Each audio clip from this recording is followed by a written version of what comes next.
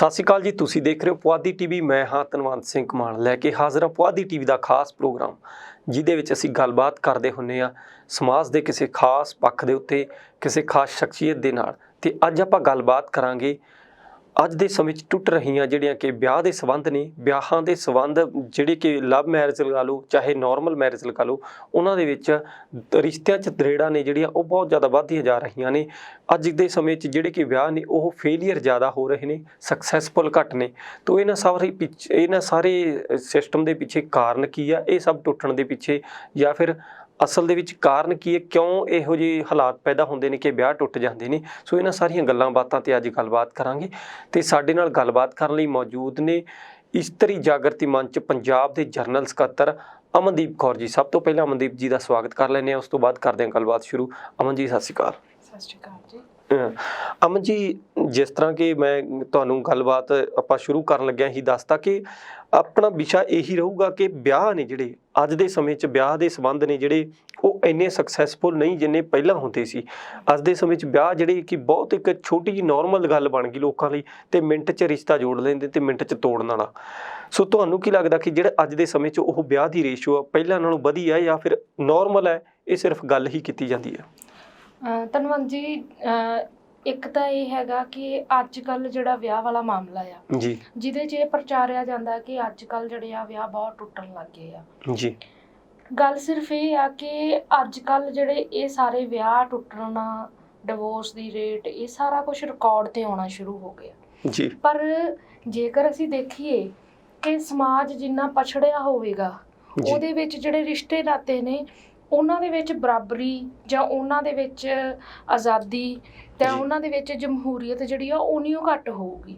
ਤਾਂ ਪਹਿਲਾਂ ਕੀ ਸੀਗਾ ਕਿ ਪਹਿਲਾਂ ਸਾਡੇ ਰਿਸ਼ਤੇ ਜਿਹੜੇ ਆ ਇਸ ਤਰ੍ਹਾਂ ਦੇ ਨਾਲ ਜਿਹੜੇ ਆ ਅੱਜ ਵਾਂਗੂ ਰਿਕਾਰਡ 'ਤੇ ਨਹੀਂ ਸੀ ਆਉਂਦੇ।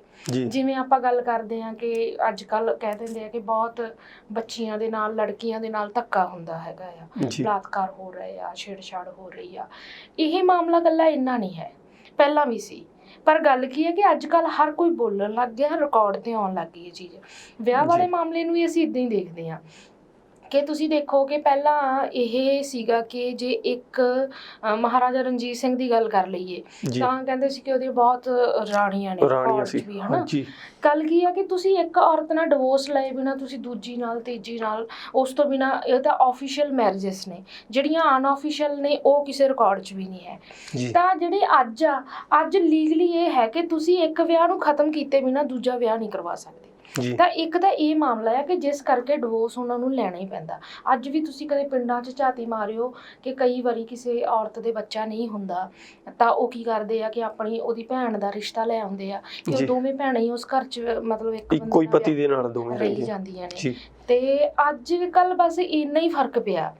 ਤੇ ਇਸ ਤੋਂ ਵੱਧ ਜੇ ਅਸੀਂ ਕਹੀਏ ਕਿ ਵਿਆਹ ਟੁੱਟਣ ਦੀ ਗੱਲ ਹੈਗੀ ਹੈ ਕਿ ਅੱਜ ਕੱਲ੍ਹ ਟੁੱਟਣ ਲੱਗੇ ਹੈਗੇ ਆ, ਤਾਂ ਉਹਦਾ ਇੱਕ ਰੀਜ਼ਨ ਇਹ ਵੀ ਆ ਕਿਤੇ ਨਾ ਕਿਤੇ ਕਿ ਜੇ ਅੱਜ ਕੱਲ੍ਹ ਡਿਵੋਰਸ ਲੈਂਦੇ ਆ ਤਾਂ ਉਹਦਾ ਇੱਕ ਕਾਰਨ ਇਹ ਆ ਕਿ ਪਹਿਲਾਂ ਸਾਡੀਆਂ ਔਰਤਾਂ ਜਿਹੜੀਆਂ ਨੇ ਉਹ ਇਸ ਤਰ੍ਹਾਂ ਦੇ ਨਾਲ ਜਿਹੜੀਆਂ ਮਾੜਾ ਮੋਟਾ ਕੰਮ ਕਾਜ ਜਿਹੜਾ ਕਰਨਾ ਜਾਂ ਇਕਨੋਮਿਕਲੀ ਇੰਡੀਪੈਂਡੈਂਟ ਇੰਨੀਆਂ ਨਹੀਂ ਸੀ ਹੈਗੀਆਂ।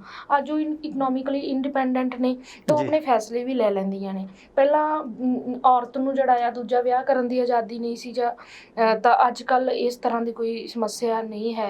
ਤਾਂ ਜੇ ਉਹਨਾਂ ਨੂੰ ਲੱਗਦਾ ਕਿ ਇੱਕ ਸੈਟਲ ਨਹੀਂ ਹੁੰਦਾ ਤਾਂ ਦੂਜੀ ਥਾਂ 'ਤੇ ਕਰਾ ਲੈਂਦੇ ਆ। ਤਾਂ ਮੇਰੇ ਖਿਆਲ ਨਾਲ ਰਿਪੋਰਟਿੰਗ ਦਾ ਮਾਮਲਾ ਆ। ਅਦਰਵਾਈਜ਼ ਵਿਆਹ ਤਾਂ ਜਿਹੜੇ ਆ ਪਹਿਲਾਂ ਨਾਲੋਂ ਮੈਂ ਦੇਖੂੰਗੀ ਕਿ ਜ਼ਿਆਦਾ ਸਕਸੈਸ ਹੋਏ ਆ। ਪਰ ਇਸ ਚੀਜ਼ ਨੂੰ ਇੱਦਾਂ ਦੇਖਣਾ ਕਿ ਉਸ ਸਮਾਂ ਉਹ ਜ਼ਿਆਦਾ ਚੰਗਾ ਸੀਗਾ, ਇਹ ਸਮਾਜ ਨੂੰ ਇੱਕ ਤਰ੍ਹਾਂ ਨਾਲ ਪਿੱਛਲ ਮੋੜੇ ਵਾਂਗੂ ਦੇਖਣ ਦਾ ਮਾਮਲਾ ਆ। ਬਲਕਿ ਅੱਜ ਸਾਡੇ ਰਿਸ਼ਤੇ ਜ਼ਿਆਦਾ ਸਟਰੋਂਗ ਨੇ ਪਹਿਲਾਂ ਨਾਲੋਂ। ਪਹਿਲਾਂ ਕੋਈ ਬੋਲਦਾ ਨਹੀਂ ਸੀ, ਅੱਜ ਘੱਟੋ ਘੱਟ ਉਹਨਾਂ ਦੇ ਵਿੱਚ ਇੱਕ ਇੰਟੀਮੇਸੀ ਹੈਗੀ ਆ, ਉਹ ਆਪਣੀ। ਪਰ ਅਮਨ ਜੀ, ਅੱਜ ਦੇ ਸਮੇਂ 'ਚ ਇੱਕ ਗੱਲ ਆਉਂਦੀ ਹੈ ਕਿ ਕਈ ਵਾਰੀ ਦੇਖਿਆ ਜਾਂਦਾ ਹੈ ਕਿ ਸਿਰਫ ਵਿਆਹ ਹੋਏ ਨੂੰ 3-4 ਮਹੀਨੇ ਹੁੰਦੇ ਨੇ ਤੇ ਨਾਲ ਦੀ ਨਾਲ ਡਿਵੋਰਸ ਹੋ ਗਿਆ। ਪਹਿਲਾਂ ਇਸ ਤਰ੍ਹਾਂ ਦਾ ਕੁਝ ਨਹੀਂ ਦੇਖਣ ਨੂੰ ਮਿਲਦਾ ਸੀ ਕਿ ਵਿਆਹ ਹੋਏ ਨੂੰ 3-4 ਮਹੀਨੇ ਹੋਏ ਜਾਂ 1 ਸਾਲ ਹੋਇਆ ਨਾਲ ਦੀ ਨਾਲ ਡਿਵੋਰਸ ਹੋ ਗਿਆ। ਕਿਉਂਕਿ ਪਹਿਲਾਂ ਕਿਤੇ ਨਾ ਕਿਤੇ ਲੋਕਾਂ ਦੇ ਵਿੱਚ ਸਬਰ ਸੀ, ਉਹ ਸੋਚਦੇ ਸੀ ਕਿ ਹਾਂ ਅੱਜ ਨਹੀਂ ਤਾਂ ਕੱਲ੍ਹ ਹਾਲਾਤ ਸੁਧਰ ਜਾਣਗੇ, ਅੱਜ ਨਹੀਂ ਤਾਂ ਕੱਲ੍ਹ ਵੀ ਮਤਲਬ ਕਿ ਜੇ ਕੋਈ ਕਮੀ ਹੈ ਤਾਂ ਉਹ ਘਾਟ ਹੈ ਉਹ ਪੂਰੀ ਕਰ ਲਈ ਜਾਊਗੀ। ਪਰ ਅੱਜ ਦੇ ਸਮੇਂ 'ਚ ਲੋਕ ਫੈਸਲਾ ਲੈਣ ਲੱਗਿਆ ਟਾਈਮ ਨਹੀਂ ਲਾਉਂਦੇ, ਦੇਰੀ ਨਹੀਂ ਲਾਉਂਦੇ। ਉਹ ਸੋਚਦੇ ਨੇ ਕਿ ਜੇਕਰ ਇਹ ਕਮੀ ਆ ਚਾਹੇ ਮੁੰਡੇ 'ਚ ਹੈ ਚਾਹੇ ਕੁੜੀ 'ਚ ਹੈ, ਵੀ ਇਹਨੂੰ ਛੱਡੋ ਆਪਾਂ ਹੋਰ ਆਪਸ਼ਨ ਲੱਭਦੇ ਹਾਂ। ਪਰ ਵੈਸੇ ਇਹ ਇੰਨਾ ਤੇਜ਼ੀ ਵੀ ਨਹੀਂ ਹੈਗੀ, ਬਹੁਤ ਥੋੜ੍ਹੇ ਕੇਸ ਹੋਣਗੇ ਜਿਹੜੇ ਇਦਾਂ ਦੇ ਹੋਣਗੇ ਕਿ ਜਿਹਦੇ ਵਿੱਚ ਉਹ ਕੋਈ 3-4 ਮਹੀਨਿਆਂ ਬਾਅਦ ਇਦਾਂ ਰਿਸ਼ਤਾ ਟੁੱਟਦਾ।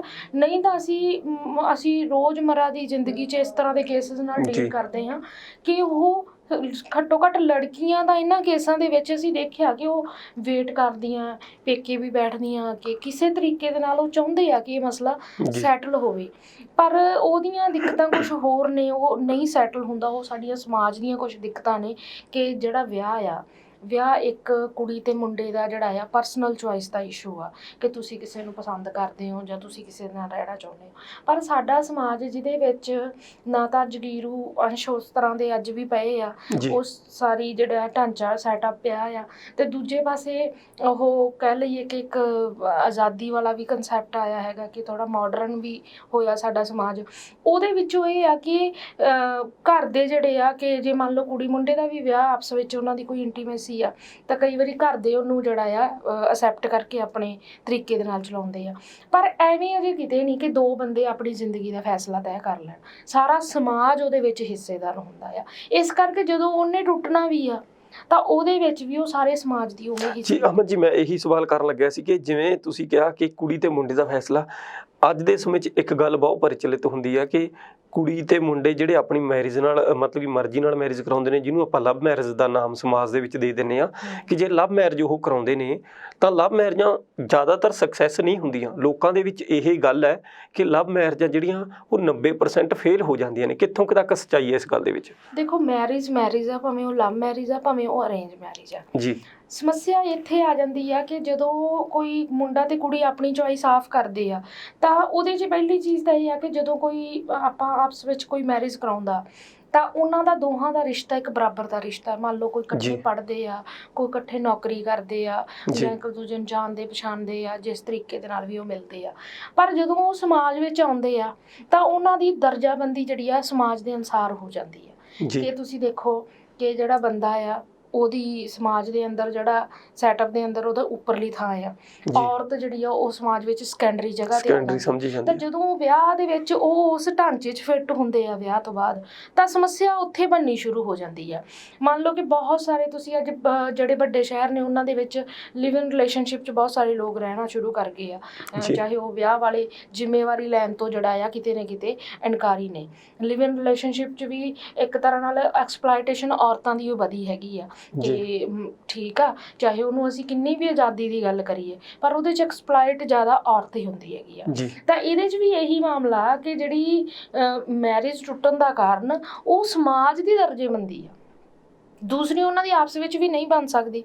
ਪਰ ਇਹਨੂੰ ਇਕੱਲਾ ਇਹ ਕਹਿਣਾ ਕਿ ਇਹਨਾਂ ਨੇ ਲਵ ਮੈਰਿਜ ਕਰਾਈ ਸੀ ਇਸ ਕਰਕੇ ਟੁੱਟੀ ਆ, ਇਹ ਠੀਕ ਨਹੀਂ। ਨਹੀਂ ਤਾਂ ਫਿਰ ਦੇਖੀਏ ਕਿ ਅਰੇਂਜ ਮੈਰਿਜਸ ਉਸ ਤੋਂ ਕਿਤੇ ਵੱਧ ਟੁੱਟਦੀਆਂ ਨੇ, ਪਰ ਉਹਦੇ ਵਿੱਚ ਜ਼ਿੰਮੇਵਾਰੀ ਕੁੜੀ ਤੇ ਮੁੰਡੇ ਦੀ ਆਉਂਦੀ ਹੈ, ਇਸ ਕਰਕੇ ਸਮਾਜ ਉਹਨੂੰ ਉਸ ਤਰ੍ਹਾਂ ਦੇ ਨਾਲ ਪ੍ਰਚਾਰਦਾ।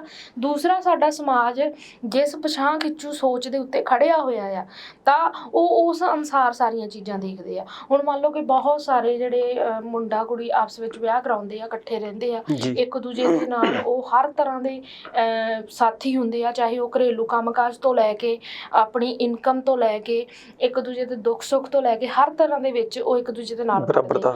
ਹੁਣ ਮੰਨ ਲਓ ਕਿ ਜੇਕਰ ਤਾਂ ਕੁੜੀ ਸਾਰਾ ਕੁਝ ਕਰਦੀ ਆ ਫਿਰ ਤਾਂ ਉੱਥੇ ਕੋਈ ਸਮੱਸਿਆ ਨਹੀਂ ਹੁੰਦੀ ਸਮਾਜ ਨੂੰ। ਪਰ ਜੇ ਮੰਨ ਲਓ ਕਿ ਕੋਈ ਮੁੰਡਾ ਘਰ ਦੇ ਵਿੱਚ ਆਪਣੀ ਵਾਈਫ ਦੇ ਨਾਲ ਕੋਈ ਵੀ ਕਿਸੇ ਤਰ੍ਹਾਂ ਦੀ ਕੋਈ ਮਦਦ ਕਰਾਉਂਦਾ ਤਾਂ ਉਹਨੂੰ ਇਹ ਅਕਸਰ ਕਹਿ ਦਿੰਦੇ ਵੀ ਇਹ ਤਾਂ ਜਨਾਨੜਾ ਹੈਗਾ ਆ, ਇਹ ਜਨਾਨੀ ਦੇ ਥੱਲੇ ਲੱਗਿਆ ਹੋਇਆ ਆ।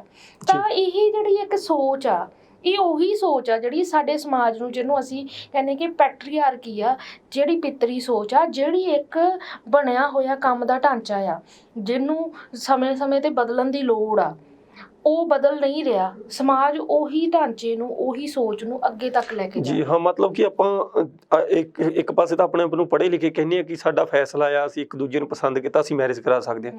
ਦੂਜੇ ਪਾਸੇ ਜਦੋਂ ਜ਼ਿੰਦਗੀ ਜਿਉਣ ਦੀ ਗੱਲ ਆਉਂਦੀ ਹੈ ਵਿਆਹ ਤੋਂ ਬਾਅਦ, ਉੱਥੇ ਕਿਤੇ ਨਾ ਕਿਤੇ ਸਮਾਜ ਕੀ ਕਹੂਗਾ, ਇਸ ਗੱਲ ਨੂੰ ਲੈ ਕੇ ਮੁੰਡਾ ਚੁੱਪ ਕਰ ਜਾਂਦਾ। ਇਸ ਗੱਲ ਨੂੰ ਲੈ ਕੇ ਮੁੰਡਾ ਕਹਿੰਦਾ ਵੀ ਮੈਂ ਤੇਰੇ ਨਾਲ ਇਹ ਨਹੀਂ ਰਹਿ ਸਕਦਾ, ਮੈਂ ਤੇਰੇ ਨਾਲ ਇਹ ਨਹੀਂ ਕਰ ਸਕਦਾ, ਵੀ ਜੇ ਮੈਂ ਐ ਕਰੂੰਗਾ ਤਾਂ ਕਿਤੇ ਨਾ ਕਿਤੇ ਸਮਾਜ ਕੀ ਕਹੂਗਾ। ਤਾਂ ਇਹਨਾਂ ਗੱਲਾਂ ਦੇ ਸਵਾਲ ਉੱਠਦੇ। ਬਿਲਕੁਲ ਜੀ, ਇਸ ਤੇ ਉੱਠਦੇ ਹੈਗੇ ਆ। ਇਹੀ ਇੱਕ ਮਸਲਾ ਬਣਦਾ ਵੀ ਹੈ। ਤਾਂ ਅਸਲ 'ਚ ਇਹ ਨਹੀਂ ਹੈ ਕਿ ਲਵ ਮੈਰਿਜ ਜ਼ਿਆਦਾ ਟੁੱਟਦੀਆਂ ਨੇ, ਦੂਜੀਆਂ ਨਹੀਂ ਟੁੱਟਦੀਆਂ।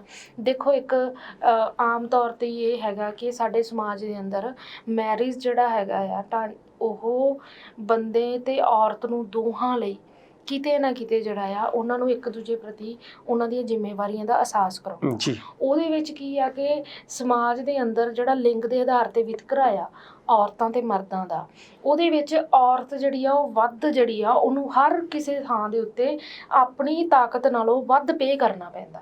ਮੰਨ ਲਓ ਕਿ ਜੇ ਘਰ ਨੂੰ ਸੰਭਾਲਣ ਦੀ ਗੱਲ ਆ ਤਾਂ ਆਮ ਤੌਰ ਤੇ ਉਹ ਕਹਿੰਦੇ ਕਿ ਚੱਲ ਤੂੰ ਸਿਆਣੀ ਬਣ ਜਾ, ਤੇ ਵੀ ਮਤਲਬ ਤੂੰ ਜਿੰਨਾ ਐਡਜਸਟ ਕਰ ਸਕਦੀ ਆ ਤੈਨੂੰ ਕਰਨਾ ਚਾਹੀਦਾ।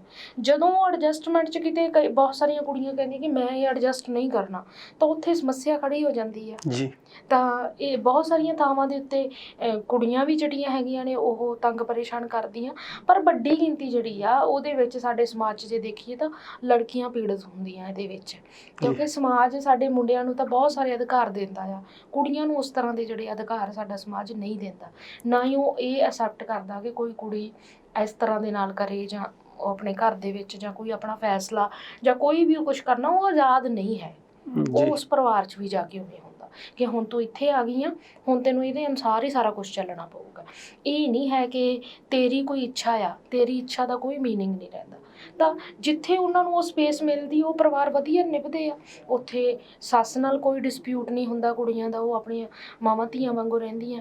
ਤੇ ਜਿੱਥੇ ਉਹ ਬਣਦੀ ਆ, ਜਿੱਥੇ ਉਹ ਘਰਾਂ ਦੇ ਅੰਦਰ ਉਹ ਡੈਮੋਕ੍ਰੇਸਿਕ ਸਪੇਸ ਨਹੀਂ ਹੁੰਦੀ, ਉੱਥੇ ਸਮੱਸਿਆ ਬਣ ਜਾਂਦੀ। ਆਹੋ ਵੀ ਜਿਵੇਂ ਕਹਿੰਦੇ ਨੇ ਕਿ ਧੀ ਨੂੰ ਕਹਿੰਦੀ ਹੈ ਵੀ ਤੂੰ ਧੀਆਂ ਵਾਂਗੂ ਰਹਿ, ਵੀ ਤੂੰ ਆਪਣੀ ਉਹਨੂੰ ਮਾਵਾਂ ਵਾਂਗੂ ਸਮਝ, ਪਰ ਦੂਜੇ ਪਾਸੇ ਸੱਸ ਦਾ ਵੀ ਫਰਜ਼ ਬਣਦਾ ਕਿ ਉਹ ਆਪਣੀ ਨੂੰਹ ਨੂੰ ਧੀਆਂ ਵਾਂਗੂ ਸਮਝੇ। ਤੇ ਜੇ ਦੋਵੇਂ ਪਾਸੇ ਬਰਾਬਰੀ ਹੋਣੀ ਜ਼ਰੂਰੀ ਹੈ। ਤੇ ਇੱਕ ਸਵਾਲ ਮੈਮ ਇਹ ਵੀ ਆਉਂਦਾ ਹੈ ਕਿ ਕਹਿੰਦੇ ਵੀ ਜਦੋਂ ਕੁੜੀ ਦੇ ਜ਼ਿਆਦਾਤਰ ਅੱਜ ਕੱਲ੍ਹ ਰਿਲੇਸ਼ਨ ਜੇ ਕੋਈ ਟੁੱਟਦਾ ਵੀ ਆ ਤਾਂ ਰਿਲੇਸ਼ਨ ਦੇ ਵਿੱਚ ਕਹਿੰਦੇ ਵੀ ਕੁੜੀ ਦੇ ਮਾਂ ਦਾ ਜ਼ਿਆਦਾ ਹੱਥ ਹੁੰਦਾ, ਵੀ ਕੁੜੀ ਦੀ ਮਾਂ ਜਿਹੜੀ ਉਹ ਜ਼ਿਆਦਾ ਕੁੜੀ ਨੂੰ ਫੋਨ ਕਰਕੇ ਕਹਿੰਦੀ ਆ ਕੁਛ ਨਾ ਕੁਛ, ਕੁੜੀ ਦੇ ਕੰਨ ਭਰਦੀ ਹੈ ਜੀ, ਜਾਂ ਫਿਰ ਕੁੜੀ ਕਿਤੇ ਪੇਕੇ ਜਾ ਕੇ ਆਉਂਦੀ ਆ ਦੁਬਾਰੇ ਆ ਕੇ ਆਪਣੀ ਉੱਥੇ ਕਹਿੰਦੇ ਵੀ ਉਹ ਕਿਹਾ ਜਾਂਦਾ ਸਮਾਜ ਵੱਲੋਂ ਕਿ ਇਹ ਕੁੜੀ ਆਪਣੀ ਪ੍ਰਧਾਨਗੀ ਚਾਹੁੰਦੀ ਆ, ਇਹਦੀ ਮਾਂ ਇਹਨੂੰ ਉਂਗਲਾਂ ਲਾਉਂਦੀ ਆ, ਤੇ ਕਿਤੇ ਨਾ ਕਿਤੇ ਮਾਂ ਨੂੰ ਕੁੜੀ ਦੇ ਨੂੰ ਦੋਸ਼ੀ ਠਹਿਰਾਇਆ ਜਾਂਦਾ। ਕੀ ਤੁਸੀਂ ਕੀ ਮੰਨਦੇ ਹੋ ਕਿ ਕੁੜੀ ਦੇ ਤੇ ਮੁੰਡੇ ਦੇ ਜਦੋਂ ਵਿਆਹ ਟੁੱਟਦਾ ਉਹਦੇ ਵਿੱਚ ਉਹਨਾਂ ਦੋਹਾਂ ਦੇ ਆਪਸੀ ਉਹ ਜ਼ਿੰਮੇਵਾਰ ਹੁੰਦੇ ਨੇ, ਕਿਤੇ ਨਾ ਕਿਤੇ ਘਰ ਦੇ ਵੀ ਜ਼ਿੰਮੇਵਾਰ ਹੁੰਦੇ ਨੇ ਇਸ ਚੀਜ਼ ਦੇ? ਦੇਖੋ ਜੀ, ਇੱਕ ਗੱਲ ਤਾਂ ਬੜੀ ਸਾਫ਼ ਆ ਕਿ ਜਦੋਂ ਸਾਡਾ ਸਮਾਜ ਐਂ ਕਹਿੰਦਾ ਵੀ ਕੁੜੀ ਦੀ ਮਾਂ ਦਾ ਦੋਸ਼ ਆ, ਵੀ ਕੁੜੀ ਦੀ ਮਾਂ ਦੀ ਇੰਟਰਫੇਰੈਂਸ ਆ, ਕੁੜੀ ਦੀ ਮਾਂ ਉਹਦੇ ਪਰਿਵਾਰ 'ਚ ਰਹਿੰਦੀ ਆ, ਪੇਰੈਂਟਲ ਹਾਊਸ 'ਚ ਰਹਿੰਦੀ ਆ, ਜਿਹੜੀ ਕਦੇ ਕਦਾਈ ਫੋਨ ਤੇ ਗੱਲ ਕਰਦੀ ਆ, ਜਾਂ ਮੰਨ ਲਓ ਜੇ ਡੇਲੀ ਵੀ ਕਰਦੀ ਆ ਤਾਂ ਫੋਨ ਤੇ ਉਹ ਵੱਧ ਤੋਂ ਵੱਧ ਅੱਧਾ ਘੰਟਾ ਕਰ ਲੂਗੀ, ਸਾਰਾ ਦਿਨ ਤਾਂ ਉਹਦੇ ਨਾਲ ਨਹੀਂ ਰਹਿੰਦੀ ਹੈ। ਤੇ ਦੂਜੇ ਪਾਸੇ ਫਿਰ ਜੇ ਅਸੀਂ ਦੇਖੀਏ ਤੇ ਮੁੰਡੇ ਦੀ ਮਦਰ ਦਾ ਤਾਂ ਫਿਰ ਸਾਰਾ ਦਿਨ ਹੀ ਰੋਲ ਹੁੰਦਾ। ਫਿਰ ਤਾਂ ਅਸੀਂ ਇਸ ਚੀਜ਼ ਨੂੰ ਉਹੀ ਦਾਇਰਾ ਆ ਕਿ ਅਸੀਂ ਕੁੜੀਆਂ ਦੇ ਵਾਸਤੇ ਸਾਡੇ ਨਿਯਮ ਹੋਰ ਨੇ, ਸਾਡੇ ਸਮਾਜ ਦੇ ਜਿਹੜੇ ਦੋਗਲਾ ਕਿਰਦਾਰ ਆ ਕਿ ਕੁੜੀਆਂ ਵਾਸਤੇ ਨਿਯਮ ਹੋਰ ਨੇ, ਮੁੰਡਿਆਂ ਦੇ ਵਾਸਤੇ ਨਿਯਮ ਹੋਰ ਨੇ। ਮੁੰਡੇ ਦੀ ਮਾਂ ਸਾਰਾ ਦਿਨ ਘਰ ਦੇ ਵਿੱਚ ਇੰਟਰਫੇਰੈਂਸ ਹਰ ਚੀਜ਼ ਦੇ ਵਿੱਚ ਹੁੰਦੀ ਆ, ਉਹਦੇ ਤੇ ਸਾਡਾ ਸਮਾਜ ਨੂੰ ਲੱਗਦਾ ਕਿ ਇਹ ਤਾਂ ਹੱਕ ਆ। ਪਰ ਜੇ ਮੰਨ ਲਓ ਕੁੜੀ ਦੀ ਮਾਂ ਉਹਦੇ ਵਿੱਚ ਕਿਤੇ ਵੀ ਉਹਨਾਂ ਨੂੰ ਕੋਈ ਗਾਈਡ ਕਰੇ, ਜਾਂ ਮੰਨ ਲਓ ਉਹਨੂੰ ਲੱਗੇ ਉਹਦੀ ਧੀ ਕਵੇ ਕਿ ਮੇਰੇ ਨਾਲ ਆ ਗਲਤ ਹੁੰਦਾ, ਜੇ ਉਸ 'ਚ ਉਹਦੀ ਮਾਂ ਉਹਨੂੰ ਜੇ ਤੇ ਇਹ ਕਹਿੰਦੀ ਰਹੇ ਕਿ ਕੋਈ ਨਹੀਂ ਤੂੰ ਭਾਵੇਂ ਮਰ ਖਾਪੇ ਇੱਥੇ ਹੀ ਰਹਿ, ਫਿਰ ਤਾਂ ਕੋਈ ਸਮੱਸਿਆ ਨਹੀਂ। ਜੇ ਮਾਂ ਇਹ ਕਵੇ ਕਿ ਤੂੰ ਇਸ ਘਰ 'ਚ ਰਹਿਣਾ ਨਹੀਂ ਹੈ, ਜਾਂ ਤੂੰ ਇਸ ਗੱਲ ਦੇ ਉੱਤੇ ਲੜ ਫਾਈਟ ਕਰ ਆਪਣੀ, ਤਾਂ ਫਿਰ ਮਾਵਾਂ ਬੁਰੀਆਂ ਨੇ। ਤਾਂ ਫਿਰ ਅਸੀਂ ਕਹਿੰਦੇ ਆ ਕਿ ਦੇਖੋ ਫਿਰ ਤਾਂ ਇਹ ਦੋਹਾਂ ਦੀ ਇੰਟਰਫੇਰੈਂਸ ਬੰਦ ਹੋਣੀ ਚਾਹੀਦੀ ਆ। ਫਿਰ ਮੁੰਡੇ ਤੇ ਕੁੜੀ ਦੀ ਲਾਈਫ ਆ, ਫਿਰ ਉਹਨਾਂ ਨੂੰ ਜਿਉਣ ਦੇਈਏ, ਨਾ ਮਾਂ ਪਿਓ ਇੱਧਰ ਲੈ ਆਉਣ ਵਿੱਚ ਨਾ ਉਹ ਆਣ। ਜੇ ਤੁਸੀਂ ਫਿਰ ਮਾਂ ਕੁੜੀ ਦੀ ਨੂੰ ਲੈ ਕੇ ਆਣਾ, ਫਿਰ ਦੂਜੀ ਦੀ ਤਾਂ ਸਾਰਾ ਦਿਨ ਰਹਿੰਦੀ ਆ, ਫਿਰ ਉਹਨੂੰ ਵੀ ਲੈ ਕੇ ਆਉਣਾ ਚਾਹੀਦਾ। ਤਾਂ ਇਸ ਕਰਕੇ ਮੈਨੂੰ ਲੱਗਦਾ ਕਿ ਇਹ ਸਾਨੂੰ ਇਸ ਤਰੀਕੇ ਨਾਲ ਨਹੀਂ ਦੇਖਣਾ ਚਾਹੀਦਾ, ਸਾਨੂੰ ਫਿਰ ਦੋਵੇਂ ਪਾਸੇ ਦੇਖਣਾ ਚਾਹੀਦਾ। ਪਰ ਸਾਡਾ ਸਮਾਜ ਕੀ ਆ ਕਿ ਕੁੜੀਆਂ ਸਾਡੇ ਸਮਾਜ ਦੇ ਅੰਦਰ ਜਿਹੜੀਆਂ ਨੇ, ਉਹਨਾਂ ਨੂੰ ਇਸ ਸਮਾਜ ਦੇ ਅੰਦਰ ਕਿਸੇ ਤਰ੍ਹਾਂ ਦੀ ਵੀ ਜਿਹੜੀ ਪ੍ਰੋਪਰਟੀ ਦਾ ਕੋਈ ਰਾਈਟ ਨਹੀਂ ਹੈ। ਜੇ ਮਾਂ ਪਿਓ ਨੇ ਪ੍ਰੋਪਰਟੀ ਦੇ ਅੰਦਰ ਰਾਈਟ ਦਾ ਲੀਗਲ ਰਾਈਟ ਬਣਿਆ ਕਿ ਕੁੜੀ ਆਪਣੀ ਪੇਰੈਂਟਲ ਪ੍ਰੋਪਰਟੀ 'ਚ ਕੋਈ ਰਾਈਟ ਲੈ ਸਕਦੀ ਆ, ਹਿੱਸਾ ਲੈ ਸਕਦੀ ਆ, ਤੇ ਜੇ ਸਮਾਜਿਕ ਤੌਰ ਤੇ ਉਹ ਇਹਦੀ ਪ੍ਰੈਕਟਿਸ ਕਰਦੀ ਆ, ਆਪਣਾ ਹਿੱਸਾ ਲੈਂਦੀ ਆ, ਤਾਂ ਭਰਾ ਨਹੀਂ ਵਰਤਦੇ ਹੈ। ਉਹਨਾਂ ਨੂੰ ਲੱਗਦਾ ਕਿ ਇਹਨੇ ਤਾਂ ਸਾਡੇ ਨਾਲ ਚੰਗੀ ਕੀਤੀ, ਸਾਡੀ ਭੈਣ ਨੇ ਸਾਡੇ ਹਿੱਸਾ ਜ਼ਮੀਨ ਬਣਾਉਣ ਆ ਗਈ, ਠੀਕ ਆ। ਤੇ ਦੂਜੇ ਪਾਸੇ ਜਿਹੜਾ ਸਹੁਰਿਆਂ ਦੇ ਤਾਂ ਉਹਨਾਂ ਨੂੰ ਤਾਂ ਲੱਗਦਾ ਹੀ ਨਹੀਂ ਕਿ ਇਹ ਨੂੰਹ ਦਾ ਸਾਡੇ ਘਰ 'ਚ ਕੋਈ ਰਾਈਟ ਹੈਗਾ ਆ, ਠੀਕ ਆ, ਆਪਣੇ ਘਰ ਵਾਲੇ ਤੋਂ ਲਵੇ, ਉਹਦੇ ਰਾਈਟ ਆ।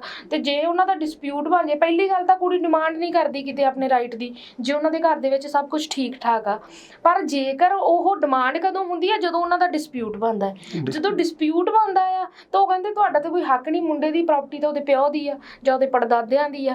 ਤਾਂ ਇਸ ਤਰ੍ਹਾਂ ਦੀ ਸਮੱਸਿਆ ਆਉਂਦੀ ਆ। ਕਾਰਨ ਕੀ ਆ ਕਿ ਸਾਡੇ ਸਮਾਜ ਵਿੱਚ ਔਰਤਾਂ ਨੂੰ ਪ੍ਰਾਪਰਟੀ ਦਾ ਰਾਈਟ ਨਾ ਹੋਣ ਕਰਕੇ, ਜਾਂ ਮੰਨ ਲਓ ਕਿ ਸਮਾਜ ਉਸ ਤਰ੍ਹਾਂ ਦੀ ਜਿਹੜਾ ਮੰਨ ਲਓ ਕਿ ਕਾਨੂੰਨ ਤਾਂ ਤੁਸੀਂ ਬਣਾਤੇ, ਪਰ ਕਾਨੂੰਨਾਂ ਦੇ ਹਾਣ ਦਾ ਸਾਡਾ ਸਮਾਜ ਨਹੀਂ ਅਜੇ ਤੱਕ ਬਣਿਆ। ਇਹ ਜਮਹੂਰੀਕਰਨ ਜਿੰਨੀ ਦੇਰ ਤੱਕ ਨਹੀਂ ਹੁੰਦਾ, ਔਰਤਾਂ ਦਾ ਕੋਈ ਵੀ ਹੱਕ ਉਹਨਾਂ ਨੂੰ ਸਹੀ ਤਰੀਕੇ ਦੇ ਨਾਲ ਨਹੀਂ ਮਿਲ ਸਕਦਾ।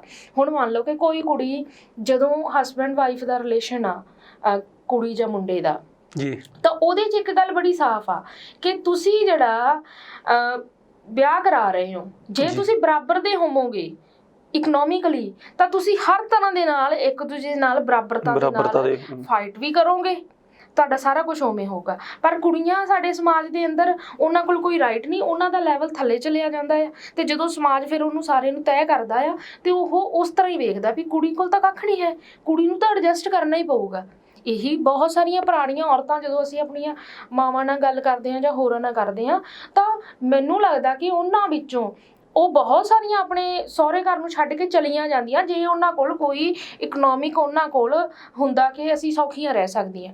ਨਹੀਂ, ਪਹਿਲਾਂ ਤਾਂ ਕੁੱਟਣ, ਅੱਜ ਕੱਲ੍ਹ ਵੀ ਡੋਮੈਸਟਿਕ ਵਾਇਲੈਂਸ ਕਿੰਨੀ ਆ, ਪੁਰਾਣੇ ਸਮਿਆਂ ਦੇ ਵਿੱਚ ਤਾਂ ਬਹੁਤ ਜ਼ਿਆਦਾ, ਇਸ ਨਾਲੋਂ ਜ਼ਿਆਦਾ ਸੀਗੀ। ਅੱਜ ਤਾਂ ਬਹੁਤ ਫਿਰ ਵੀ ਘਟੀ ਆ। ਤੇ ਹੁਣ ਜੇ ਅਸੀਂ ਬਾਹਰਲੇ ਦੇਸ਼ਾਂ 'ਚ ਦੇਖਦੇ ਹਾਂ, ਉੱਥੇ ਰਿਲੇਸ਼ਨ ਜ਼ਿਆਦਾ ਸਟਰੋਂਗ ਨੇ ਸਾਡੇ ਨਾਲੋਂ।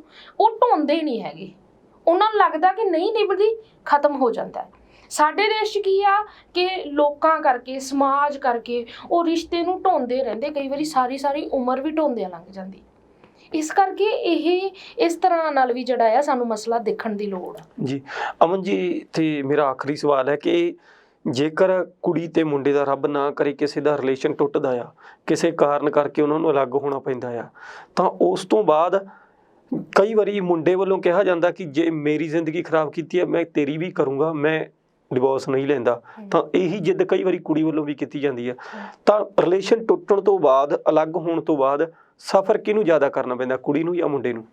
ਦੇਖੋ, ਇੱਕ ਕੁਦਰਤੀ ਚੀਜ਼ ਆ ਕਿ ਜਦੋਂ ਅਸੀਂ ਸਮਾਜ 'ਚ ਪਹਿਲਾਂ ਗੱਲ ਕਰਕੇ ਹਟੇ ਹਾਂ ਕਿ ਕੁੜੀਆਂ ਨੂੰ ਜਿਹੜਾ ਆ ਸਮਾਜ ਵਿੱਚ ਕੋਈ ਜਾਇਦਾਦ ਦਾ ਹੱਕ ਨਹੀਂ ਹੈ, ਤਾਂ ਜਿਸ ਕਰਕੇ ਉਹ ਇਕਨੋਮਿਕਲੀ ਇੰਡੀਪੈਂਡੈਂਟ ਉਸ ਤਰ੍ਹਾਂ ਦੇ ਨਾਲ ਜਿਹੜੀਆਂ ਨਹੀਂ ਹੈਗੀਆਂ।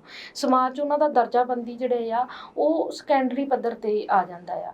ਤੇ ਜਦੋਂ ਅਸੀਂ ਇਹ ਗੱਲ ਕਰਦੇ ਹਾਂ, ਤਾਂ ਜਦੋਂ ਸਭ ਤੋਂ ਵੱਧ ਸਫ਼ਰ ਵੀ ਜਿਹੜਾ ਆ ਸਾਡੇ ਸਮਾਜ 'ਚ ਉਹਨਾਂ ਔਰਤਾਂ ਨੂੰ ਹੀ ਕਰਨਾ ਪੈਂਦਾ। ਇਹਨਾਂ 'ਚ ਤੁਸੀਂ ਦੇਖੋ ਕਿ ਕੋਰਟਾਂ ਦੇ ਅੰਦਰ ਜਿਹੜੇ ਹੈਗੇ ਆ ਕਿ ਜੇ ਕੋਈ ਨੌਕਰੀ ਪੇਸ਼ੇ ਵਾਲਾ ਮੁੰਡਾ ਵੀ ਆ, ਜਿਹਦੇ ਨਾਲ ਖਰਚਾ ਸੌਖਿਆਂ ਲੱਗ ਸਕਦਾ ਕੁੜੀ ਨੂੰ, ਉਹਦੇ ਵਿੱਚ ਵੀ ਉਹ ਆਪਣੇ ਵਕੀਲਾਂ ਰਾਹੀਂ ਜਾਂ ਜੱਜਾਂ ਦੇ ਰਾਹੀਂ ਇੰਨਾ ਕੁ ਜ਼ਿਆਦਾ ਲਟਕਾ ਦਿੰਦੇ ਉਸ ਮਸਲੇ ਨੂੰ ਕਿ ਕੁੜੀ ਨੂੰ ਖਰਚਾ ਹੀ ਨਹੀਂ ਮਿਲਦਾ ਹਰ ਮੰਥ। ਉਹ ਕੋਰਟ ਕਚਹਿਰੀਆਂ ਦੇ ਅੰਦਰ ਉਹਨੂੰ ਹਰ ਤਰ੍ਹਾਂ ਦੇ ਨਾਲ ਜਿਹੜੀ ਆ ਤੋੜਨ ਦੀ ਕੋਸ਼ਿਸ਼ ਹੁੰਦੀ ਹੈਗੀ ਆ। ਤਾਂ ਇਹ ਜਿਹੜਾ ਮਾਮਲਾ ਆ, ਜਿੱਥੋਂ ਤੱਕ ਮੁੰਡੇ ਦਾ ਸਵਾਲ ਆ ਕਿ ਕੁੜੀਆਂ ਕੋਲ ਕੋਈ ਰਾਹ ਨਹੀਂ ਹੈ, ਕੁੜੀਆਂ ਦੀ ਕੋਈ ਸੁਣਵਾਈ ਨਹੀਂ ਜਿੰਨੀ ਦੇਰ ਤੱਕ ਕੋਈ ਕੇਸ ਫਾਈਲ ਨਹੀਂ ਹੁੰਦਾ। ਡੌਰੀ ਵਾਲਾ ਕੇਸ ਆ, ਉਹ ਫਾਈਲ ਹੁੰਦਾ ਤਾਂ ਕਿਤੇ ਜਾ ਕੇ ਮੁੰਡੇ ਹਾਲੇ ਗੱਲ ਸੁਣਦੇ ਆ, ਜਾਂ ਕਿਤੇ ਉਹਨਾਂ ਨੂੰ ਲੱਗਦਾ ਕਿ ਹੁਣ ਸਾਨੂੰ ਸਜ਼ਾ ਹੋਊਗੀ। ਉਸ ਤੋਂ ਪਹਿਲਾਂ ਉਸ ਦੇ ਵਿੱਚ ਬਹੁਤ ਘੱਟ ਚਾਂਸ ਹੁੰਦੇ ਆ ਕਿ ਉਹ ਗੱਲ ਸੁਣੀ ਜਾਵੇ। ਬਹੁਤ ਸਾਰੇ ਮੁੰਡੇ ਵੀ ਇਹਦੇ 'ਚ ਹਰਾਸ ਹੁੰਦੇ ਆ, ਪਰ ਉਹਨਾਂ ਦੀ ਗਿਣਤੀ ਕੰਪੈਰੇਟਿਵਲੀ ਕੁੜੀਆਂ ਦੀ। ਮੈਂ ਇਹੀ ਸਵਾਲ ਕਰਨ ਲੱਗਿਆ ਸੀ ਮੈਮ ਕਿ ਦੇਖੋ, ਜਿਹੜੇ ਡੌਰੀ ਵਾਲੇ ਕੇਸ ਨੇ, ਬਹੁਤ ਸਾਰੇ ਕੇਸ ਸਹੀ ਵੀ ਹੁੰਦੇ ਨੇ, ਪਰ ਕਿਤੇ ਨਾ ਕਿਤੇ ਅਜਿਹੇ ਕੇਸ ਵੀ ਸਾਹਮਣੇ ਆਉਂਦੇ ਨੇ ਕਿ ਕੁੜੀ ਆਪਣੀ ਇੱਛਾ ਨਾਲ ਉਸ ਪਰਿਵਾਰ ਨੂੰ ਛੱਡਣਾ ਚਾਹੁੰਦੀ ਹੈ ਜਿੱਥੇ ਉਹਦੀ ਮੈਰਿਜ ਹੋਈ ਹੁੰਦੀ ਆ, ਤੇ ਬਹਾਨਾ ਕੀ ਬਣਾਇਆ ਜਾਂਦਾ ਡੌਰੀ ਦੇ ਕੇਸ ਦਾ। ਜ਼ਿਆਦਾਤਰ ਜਾਂ ਮੁੰਡੇ ਦੇ ਵੱਲੋਂ ਵਾਇਲੈਂਟ ਦਾ ਕੇਸ ਬਣਾਇਆ ਜਾਂਦਾ ਕਿ ਮੁੰਡਾ ਮੈਨੂੰ ਕੁੱਟਮਾਰ ਕਰਦਾ, ਘਰੇਲੂ ਹਿੰਸਾ ਦੇ ਇਹੋ ਜਿਹੇ ਇਲਜ਼ਾਮ ਲਗਾਏ ਜਾਂਦੇ ਨੇ। ਕੀ ਮੰਨਦੇ ਹੋ ਕਿ ਇਹ ਗੱਲ ਸਹੀ ਹੈ ਫਿਰ? ਨਹੀਂ, ਦੇਖੋ, ਇੱਕ ਚੀਜ਼ ਤਾਂ ਬੜੀ ਸਾਫ਼ ਆ, ਸਾਡੇ ਦੇਸ਼ ਦੇ ਅੰਦਰ ਜਿਹੜਾ ਘਰੇਲੂ ਹਿੰਸਾ ਦਾ ਕਾਨੂੰਨ ਆ ਉਹ ਬਹੁਤ ਵੀਕ ਆ। ਉਹਦੇ ਵਿੱਚ ਕੋਈ ਵੀ ਪਾਏਦਾਰ ਤਰੀਕੇ ਦੀ ਜਿਹੜੀ ਆ ਕੋਈ ਸਜ਼ਾ ਨਹੀਂ ਹੈ। ਜਾਣੀ ਕਿ ਸਾਡੇ ਸਮਾਜ ਨੇ ਮੰਨਿਆ ਹੋਇਆ ਵੀ 1-2 ਥੱਪੜ ਤਾਂ ਮਾਰਦੀ ਆ ਹਸਬੈਂਡ ਦਾ ਰਾਈਟ ਆ, ਜਦੋਂ ਕਿ ਇਹ ਗਲਤ ਆ। ਕਿਸੇ ਨੂੰ ਵੀ ਕਿਸੇ ਨੂੰ ਕੁੱਟਣ ਮਾਰਨ ਦਾ ਹੱਕ ਨਹੀਂ ਹੈ, ਠੀਕ ਆ। ਦੂਸਰੀ ਜਿਹੜੀ ਚੀਜ਼ ਆ ਡੌਰੀ ਵਾਲਾ ਇਸ਼ੂ, ਉਹਦੇ 'ਚ ਸਾਡੀ ਇੱਕ ਪ੍ਰੈਕਟੀਕਲ ਤਰੀਕਾ, ਅਸੀਂ ਪ੍ਰੈਕਟੀਕਲੀ ਇਸ ਚੀਜ਼ ਨੂੰ ਦੇਖਦੇ ਹਾਂ ਕਿ ਜਿਵੇਂ ਅਸੀਂ ਪਿਛਲੇ ਸਮੇਂ 'ਚ ਇੱਕ ਲੜਕੀ ਦਾ ਕੇਸ ਦੇਖਦੇ ਸੀ, ਉਹ 7-8 ਮਹੀਨੇ ਲਗਾਤਾਰ ਥਾਣਿਆਂ 'ਚ ਗੇੜੇ ਮਾਰ ਕੇ ਮੁੰਡੇ ਵਾਲੇ ਪੇਸ਼ ਹੀ ਨਹੀਂ ਹੋ ਰਹੇ ਸੀ। ਫਿਰ ਅਸੀਂ ਉਸ ਤੋਂ ਬਾਅਦ ਇੱਕ ਜਿਹੜਾ ਹੈਗਾ ਆ ਪੇਸ਼ ਹੋਏ SP ਦੇ, ਉਹਨਾਂ ਨੇ ਵਿਮਨ ਕਮਿਸ਼ਨ ਜਿਹੜੀ ਉੱਥੇ ਵਿਮਨ ਸੈੱਲ ਆ ਉਹਦੇ ਚੇਅਰਪਰਸਨ ਨੂੰ ਬੁਲਾਇਆ, ਉਹਨਾਂ ਨੇ ਫਿਰ ਪਤਾ ਨਹੀਂ ਕਿੱਦਾਂ ਪਰਵਾਨੇ ਉਹ ਭੇਜੇ ਪੁਲਿਸ ਲੋਕਲ ਥਾਣੇ ਨਾਲ ਕੰਟੈਕਟ ਕਰਕੇ, ਤਾਂ ਉਹ 8 ਮਹੀਨਿਆਂ ਬਾਅਦ ਕਿਤੇ ਪੇਸ਼ ਹੋਏ। ਜਦੋਂ ਇਸ ਤਰ੍ਹਾਂ ਦਾ ਮਾਮਲਾ ਆ, ਜਦੋਂ ਪੇਸ਼ ਨਹੀਂ ਹੋ ਰਹੇ, ਕੁੜੀ ਵਾਲੇ ਲਗਾਤਾਰ ਇੱਕ ਤਰ੍ਹਾਂ ਨਾਲ ਪ੍ਰੋਬਲਮ 'ਚ ਜੀ ਰਹੇ ਆ। ਇੱਕ ਤਾਂ ਸੋਸ਼ਲੀ ਬਰਡਨ ਆ ਕਿ ਤੁਹਾਡੀ ਕੁੜੀ ਪੇਕੇ ਬੈਠੀ ਆ, ਠੀਕ ਆ, ਦੂਜੇ ਪਾਸੇ ਉਹਨਾਂ ਨੂੰ ਚਿੰਤਾ ਵੀ ਹੈ ਵੀ ਸਾਡੀ ਕੁੜੀ ਦੀ ਜ਼ਿੰਦਗੀ ਖਰਾਬ ਹੋ ਰਹੀ ਹੈ, ਸਮਾਂ ਲੰਘ ਰਿਹਾ, ਬਹੁਤ ਸਾਰਾ ਸਮਾਂ ਲੰਘ ਰਿਹਾ। ਤਾਂ ਇਹੋ ਜਿਹੀ ਹਾਲਤ ਬਣ ਜਾਂਦੀ ਆ। ਉਹਦੇ ਵਿੱਚ ਫਿਰ ਕੀ ਕਰਦੇ ਆ ਵਿਮਨ ਥਾਣੇ ਵਾਲੇ ਵੀ ਵੇਖ ਲਓ ਤੁਸੀਂ ਕੇਸ ਫਾਈਲ ਕਰਨਾ, ਜਦੋਂ ਕੇਸ ਫਾਈਲ ਹੁੰਦਾ ਉਸ ਤੋਂ ਪਹਿਲਾਂ ਤੱਕ ਤਾਂ ਸਮਝੌਤਾ ਕਿਤੇ ਨੇੜੇ ਤੇੜੇ ਲੱਗਦੀ ਨਹੀਂ ਹੈ ਗੱਲ ਹੁੰਦੀ। ਜਦੋਂ ਕੇਸ ਫਾਈਲ ਹੁੰਦਾ ਮੁੰਡੇ ਵਾਲਿਆਂ ਨੂੰ ਤਾਂ ਕੁਛ ਲੱਗਦਾ। ਸਾਡੀ ਕੁੜੀਆਂ ਕੋਲ ਕੋਈ ਰਾਹ ਹੀ ਨਹੀਂ ਬਚਦਾ ਕਿ ਇਸ ਕੇਸ ਤੋਂ ਬਿਨਾਂ। ਇਸ ਕਰਕੇ ਜਿਹੜਾ ਆ ਇਹ ਮਾਮਲੇ ਨੂੰ ਜਿਹੜਾ ਸਾਨੂੰ ਇਹਦੀਆਂ ਬਹੁਤ ਸਾਰੀਆਂ ਪੇਚੀਦਗੀਆਂ ਨੇ ਤੇ ਸਾਨੂੰ ਜਿਹੜਾ ਉਹਨਾਂ ਨੂੰ ਵੇਖਣ ਦੀ ਲੋੜ ਆ ਕਿ ਇਹ ਵਿਆਹ ਦੋ ਬਰਾਬਰ ਦੇ ਮਨੁੱਖਾਂ 'ਚ ਹੋ ਸਕਦਾ ਆ। ਤੇ ਜਿੰਨੀ ਦੇਰ ਤੱਕ ਸਾਡਾ ਸਮਾਜ ਇਹਦੇ ਨੋਰਮ ਤੈਅ ਕਰੂਗਾ, ਸਾਡਾ ਸਮਾਜ ਇਹਨਾਂ ਰਿਸ਼ਤਿਆਂ ਦੀ ਜਿਹੜੀ ਉਹਨਾਂ ਵਿੱਚ ਇਕਨੋਮਿਕ ਬੇਸ ਦੇ ਉੱਤੇ ਵਿਆਹ ਤੈਅ ਹੁੰਦੇ ਆ, ਨਾ ਕਿ ਬੰਦੇ ਦੀ ਜਾਂ ਕੁੜੀ ਦੀ ਯੋਗਤਾ ਦੇ ਅਨੁਸਾਰ ਕਿ ਉਹਨਾਂ ਨੇ ਆਪਣਾ ਇਕਨੋਮਿਕ ਸੈਟਅਪ ਮੇਲ ਕੇ ਜਿਹੜਾ ਵਿਆਹ ਕਰਨੇ ਆ। ਜਦੋਂ ਤੱਕ ਵਿਆਹਾਂ ਨੂੰ ਜੋੜਨ ਦਾ ਆਧਾਰ ਇਹ ਰਹੂਗਾ ਉਦੋਂ ਤੱਕ ਇਹ ਵਿਆਹ ਟੁੱਟਣਗੇ ਵੀ, ਇਹਦੇ ਵਿੱਚ ਵੱਖ-ਵੱਖ ਕਿਸਮ ਦੀਆਂ ਮੁਸ਼ਕਲਾਂ ਵੀ ਆਉਣਗੀਆਂ। ਜਦੋਂ ਤੱਕ ਇਹ ਵਿਆਹ ਜਿਹੜਾ ਦੋ ਮਨੁੱਖਾਂ ਦਾ ਆਪਸੀ ਰਜਾਮੰਦੀ ਦਾ ਸਵਾਲ ਨਹੀਂ ਹੈਗਾ ਜਾਂ ਆਪਸੀ ਉਹਨਾਂ ਦੀ ਚਾਹਤ ਦਾ ਸਵਾਲ ਨਹੀਂ, ਇਹਦੇ ਵਿੱਚ ਇਹ ਦਿੱਕਤਾਂ ਜਿਹੜੀਆਂ ਨੇ ਉਹ ਰਹਿਣੀਆਂ ਹੀ ਰਹਿਣੀਆਂ। ਜੀ ਅਮਨ ਜੀ, ਤੁਸੀਂ ਸਾਡੇ ਸਟੂਡੀਓ 'ਚ ਆਏ ਤੇ ਤੁਸੀਂ ਬੜੀ ਬੇਵਾਕੀ ਦੇ ਨਾਲ ਦੱਸਿਆ ਕਿ ਕਿਸ ਤਰ੍ਹਾਂ ਔਰਤਾਂ ਨੂੰ ਵਿਆਹ ਤੋਂ ਬਾਅਦ ਦਿੱਕਤਾਂ ਆਉਂਦੀਆਂ ਨੇ, ਜਾਂ ਫਿਰ ਜੇਕਰ ਰਿਲੇਸ਼ਨ ਟੁੱਟਦੇ ਵੀ ਨੇ ਤਾਂ ਉਹਦੇ ਪਿੱਛੇ ਅਸਲ 'ਚ ਕਾਰਨ ਕੀ ਬਣਦੇ ਨੇ। ਸੋ ਤੁਹਾਡਾ ਸਾਡੇ ਸਟੂਡੀਓ 'ਚ ਆਉਣ ਲਈ ਬਹੁਤ ਬਹੁਤ ਧੰਨਵਾਦ। ਸ਼ੁਕਰੀਆ। ਸੋ ਦੋਸਤੋ, ਇਹ ਸੀ ਜੀ ਅਮਨਦੀਪ ਕੌਰ ਜੀ, ਜਿਨ੍ਹਾਂ ਨੇ ਆਪਾਂ ਨੂੰ ਬੜੀ ਬੇਬਾਕੀ ਦੇ ਨਾਲ ਦੱਸਿਆ ਕਿ ਕਿਸ ਤਰ੍ਹਾਂ ਜਿਹੜਾ ਜੇਕਰ ਵਿਆਹ ਦੇ ਰਿਲੇਸ਼ਨ ਟੁੱਟਦੇ ਨੇ ਉਹਨਾਂ ਦੇ ਵਿੱਚ ਔਰਤ ਨੂੰ ਜ਼ਿਆਦਾ ਸਫ਼ਰ ਕਰਨਾ ਪੈਂਦਾ ਜਾਂ ਮਰਦ ਨੂੰ ਕਿਸ ਤਰ੍ਹਾਂ, ਜਾਂ ਫਿਰ ਸਫ਼ਰ ਕਰਨ ਦੇ ਪਿੱਛੇ ਅਸਲ 'ਚ ਕਾਰਨ ਕੀ ਹੁੰਦੇ ਨੇ। ਕਿਤੇ ਨਾ ਕਿਤੇ ਜਾ ਕੇ ਗੱਲ ਕੁੜੀ ਦੇ ਮੁੰਡੇ ਤੋਂ ਹਟ ਕੇ ਸਮਾਜ ਤੇ ਖੜਦੀ ਆ ਕਿ ਜੇਕਰ ਸਾਡੇ ਸਮਾਜ ਦੇ ਨੋਰਮਸ ਸਹੀ ਹੋਣ, ਜੇਕਰ ਸਾਡੇ ਸਮਾਜ ਦਾ ਸਿਸਟਮ ਸਹੀ ਹੋਵੇ ਤਾਂ ਬਹੁਤ ਸਾਰੇ ਜਿਹੜੇ ਰਿਲੇਸ਼ਨ ਨੇ, ਵਿਆਹ ਦੇ ਰਿਸ਼ਤੇ ਨੇ, ਉਹਨਾਂ ਨੂੰ ਟੁੱਟਣ ਤੋਂ ਬਚਾਇਆ ਜਾ ਸਕਦਾ। ਸੋ ਤੁਹਾਨੂੰ ਸਾਡੀ ਅੱਜ ਦੀ ਇਹ ਮੁਲਾਕਾਤ ਕਿਵੇਂ ਲੱਗੀ, ਤੁਸੀਂ ਕਮੈਂਟ ਬਾਕਸ 'ਚ ਆਪਣੀ ਰਾਏ ਦੇਣਾ ਨਾ ਭੁੱਲਿਓ। ਜੁੜੇ ਰਹੋ ਪੁਆਧੀ TV ਦੇ ਨਾਲ। ਸਤਿ ਸ਼੍ਰੀ ਅਕਾਲ।